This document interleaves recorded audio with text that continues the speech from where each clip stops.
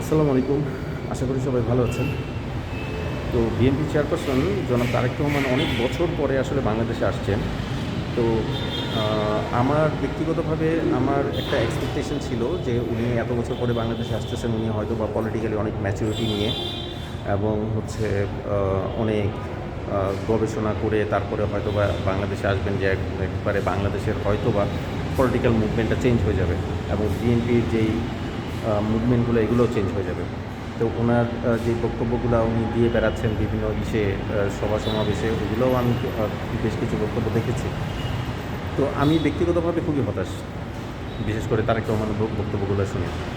যেটা হচ্ছে যে যেই এক্সপেকটেশনটা ছিল যে উনি হয়তোবা অনেক পলিটিক্যালি ম্যাচুরিটি নিয়ে উনি বাংলাদেশে আসছেন, বাট ওনার কয়েকটা বক্তব্য যেটা প্রমাণ করলো যে উনি আসলে মানে তেমন কিছুই উনি আসলে অর্জন করতে পারেন। যেটা হলো উনি রিসেন্টলি একটা কথা বললেন, যেটা হচ্ছে যে জামাতের সিটকে গুনার কারণে হচ্ছে ঢাকায় হয়েছে, ভূমিকম্প হয়েছে। মানে এই ধরনের গাঁজাখুরি কথাবার্তা না আমরা ওই যে ছোটোখাটো যেসব নেতা টেতাগুলো আছে, স্যাসরা সাপড়ি নেতা যেগুলো আছে, ওদের কাছ থেকে শুনতে ভালো লাগে আর কি। ওদের কাছ থেকে শুনে আমরা অভ্যস্ত যে ওগুলা ওই স্ট্যান্ডার্ডেরই মানুষ এবং ওগুলা এই ধরনের ফালতু কথা ওগুলাই বলতে পারে। এর থেকে বেটার কিছু ওদের কাছ থেকে আমরা আশা করতে পারি না। বাট তারেক রহমানের কাছ থেকে কিন্তু আমরা এই ধরনের আশাগুলো করি না।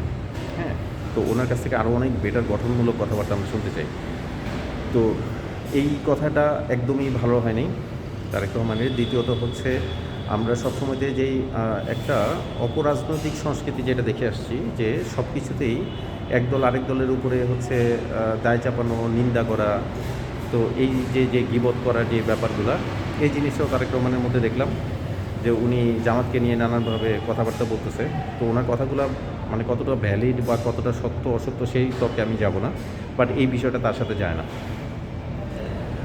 তারপরে আরেকটা বিষয় হচ্ছে যেটা যে তারেক রহমানের কাছ থেকে যতটা উন্নয়নমূলক এবং গঠনমূলক যেসব পরিকল্পনাগুলো আমরা আশা করি, হ্যাঁ, তো ওই ধরনের তেমন কোনো কিছু এখনও পর্যন্ত আমি ব্যক্তিগতভাবে পাইনি। আপনারা যদি ওরকম কিছু পেয়ে থাকেন তাহলে জানাবেন কমেন্টে। আমি ব্যক্তিগতভাবে ওরকম কোনো কিছু পাইনি। উনি যেসব পরিকল্পনাগুলো দিচ্ছেন, উনি ফ্যামিলি কার্ডের কথা প্রচার করতেছেন, তারপরে হচ্ছে কৃষক কার্ডের কথা প্রচার করতেছেন, ভাতা কার্ডের কথা প্রচার করতেছেন। উনি যতগুলো পরিকল্পনা দিচ্ছেন সবগুলোই হচ্ছে মূলত ভর্তুকি টাইপের। সরকার যদি ক্ষমতায় আসে, বিএনপি যদি ক্ষমতায় আসে, তাহলে এই পরিকল্পনাগুলো বাস্তবায়ন করতে বছরে প্রতি মাসে যেই পরিমাণ টাকা ভর্তুকি দিতে হবে, এটা একদম অকল্পনীয় একটা ব্যাপার। বাট সাস্টেইনেবল ডেভেলপমেন্ট রিলেটেড যেসব প্ল্যানগুলো হওয়া উচিত বা তার কাছ থেকে আমরা যেটা আশা করি, ওই ধরনের সাস্টেইনেবল ডেভেলপমেন্ট প্ল্যান কিন্তু আমরা এখনও পর্যন্ত পাইনি। হ্যাঁ, যে আমরা এক্সপোর্ট ওরিয়েন্টেড কী কী কাজগুলো করতে পারবো, আমরা কর্মসংস্থানের জন্য কোন কোন সেক্টরগুলোতে আমরা ডেভেলপমেন্ট করতে পারবো, এই ধরনের বিষয়গুলো কিন্তু আমরা পাইনি। এবং কোন কোন ইন্ডাস্ট্রিগুলো, লাইক বাংলাদেশের কৃষি আছে, বাংলাদেশের হচ্ছে বিভিন্ন প্রোডাকশন আছে, গার্মেন্টস টাইপের বিষয়গুলো, এক্সপোর্ট ইম্পোর্টে আমরা কোন কোন জায়গাগুলোতে হচ্ছে ফোকাস করতে পারি, এই ধরনের কোনো সাস্টেনেবল ডেভেলপমেন্ট প্ল্যান আমরা এখনও পর্যন্ত ওরকম উল্লেখযোগ্যভাবে তারেক রহমানের বক্তব্যে কিন্তু আসে না। সো এটা একটা হতাশাজনক ব্যাপার। তৃতীয়ত হচ্ছে উনি রিসেন্টলি যেটা দেখলাম গতকালকে, সেটা হচ্ছে উনি বলছেন কোনো একটা সমাবেশে, সেটা হচ্ছে বিএনপি যদি ক্ষমতায় আসে তাহলে উনি 20,000 কিলোমিটার হচ্ছে খাল খনন করবেন। তা আমি জনাব তারেক রহমানকে এটা জানতে চাই, আমি জানি না আমার এই বয়স কতটুকু পর্যন্ত পৌঁছাবে, বাট উনি যে 20,000 কিলোমিটার খাল খনন করবেন, ভাই 20,000 কিলোমিটার খাল খনন করে আপনি করবেন কি? খাল কেটে কুমির আনবেন? খাল কেটে কী করবেন আপনি? আপনার চিন্তাভাবনাটা এমন হওয়া উচিত ছিল যে সারা বাংলাদেশটা মূলত নদীমাতৃক দেশ, অসংখ্য নদী আছে সারা বাংলাদেশে, সবগুলা নদী অলমোস্ট প্রায় ডেড, চর করে একদম যাতা বাজে অবস্থা। আপনার তিস্তা চুক্তি নিয়ে কথা বলা উচিত ছিল। আপনার বাংলাদেশের সবগুলো নদীকে হচ্ছে আবার পুনর্জীবিত করার একটা প্ল্যান থাকা উচিত ছিল। এবং পরিবহন সেক্টরে, বিশেষ করে পণ্য পরিবহন সেক্টরটাতে যদি আমরা নৌ পরিবহনটাকে কাজে লাগাতে পারি, তাহলে হচ্ছে পণ্য পরিবহনের খরচ অনেক কমে যাবে, মানুষ অনেক সুলভ মূল্যে হচ্ছে পাবে, পণ্য পাবে। হ্যাঁ, তো এই ধরনের প্ল্যানটা যদি হইতো, নদীমাতৃক যে প্ল্যানটা এটা যদি হইতো, তাহলে আমি বুঝতাম যে হ্যাঁ, উনি খুব সুন্দর একটা প্ল্যান করছে। আমরা জানি যে আপনারা যদি সবাই মোবাইলে, আপনারা যদি সবাই জাস্ট হচ্ছে বাংলাদেশের ম্যাপটা যদি একটু দেখেন, টরিশালের ওই এরিয়াগুলোতে, দক্ষিণবঙ্গের ওই এরিয়াগুলোতে দেখবেন খুব ছোটো ছোটো ছোটো ছোটো দ্বীপের মতো অনেক এরিয়া আছে। হ্যাঁ, এবং ওই জায়গাটা কিন্তু যদি আপনি দেখেন ম্যাপটা ভালো মতো খেয়াল করলে, ওই জায়গাটা কিন্তু চট্টগ্রামের খুব কাছাকাছি, যদি নৌ রুটটা আপনি ব্যবহার করেন। এখন ওই জায়গাতে যদি আমরা ছোট ছোট পোর্ট করতে পারি, মিনি পোর্ট করতে পারি, এবং ওই পোর্ট থেকে যদি ছোট ছোট জাহাজে করে কন্টেনারগুলো যদি নৌপথে যদি চট্টগ্রামে পৌঁছে দেওয়া যায়, তাহলে কতটা খরচ বাঁচে। হ্যাঁ, তো যেটা হচ্ছে যে ওইটা যদি করা যায় তাহলে হচ্ছে দক্ষিণবঙ্গের চেহারা চেঞ্জ হয়ে যাবে, অনেক ইন্ডাস্ট্রি ডেভেলপ হবে এবং পরিবহন খরচটা অনেক বেঁচে যাবে। এক্সপোর্টে একটা বড় একটা আমরা বেনিফিট বাংলাদেশ পাইতো। হ্যাঁ, সো যেটা হচ্ছে যদি এখন বরিশালে যদি কোনো একটা ইন্ডাস্ট্রি হয়, ওই ইন্ডাস্ট্রি যদি এখন এক্সপোর্ট করতে চায়, তাহলে তাকে হচ্ছে ওই পণ্যগুলো নিয়ে ঢাকায় এসে ঢাকা থেকে তারপরে আবার চট্টগ্রামে যেতে হচ্ছে অনেক টাকা খরচ। সো ওদিক দিয়ে যদি নৌ পরিবহনগুলো কাজে লাগানো যেত, তাহলে একটা ভালো প্ল্যান হতো।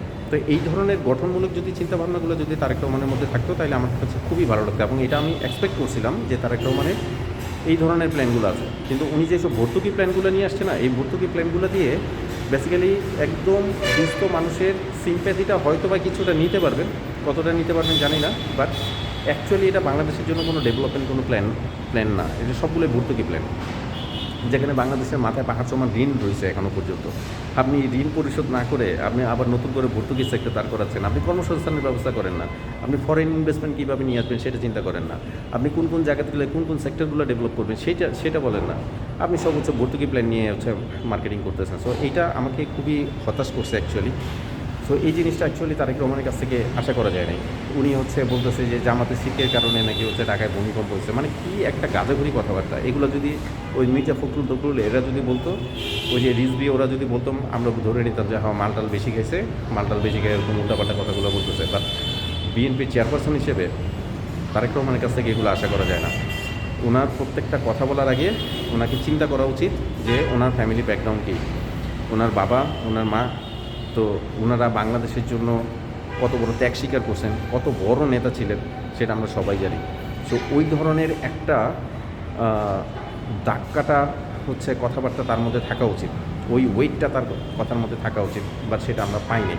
তো আশা করি তারেক রহমান এই জায়গাগুলোতে হচ্ছে করবেন, চিন্তাভাবনা করবেন, নতুন করে এই জায়গাগুলোকে একটু ঠিক করার চেষ্টা করবেন।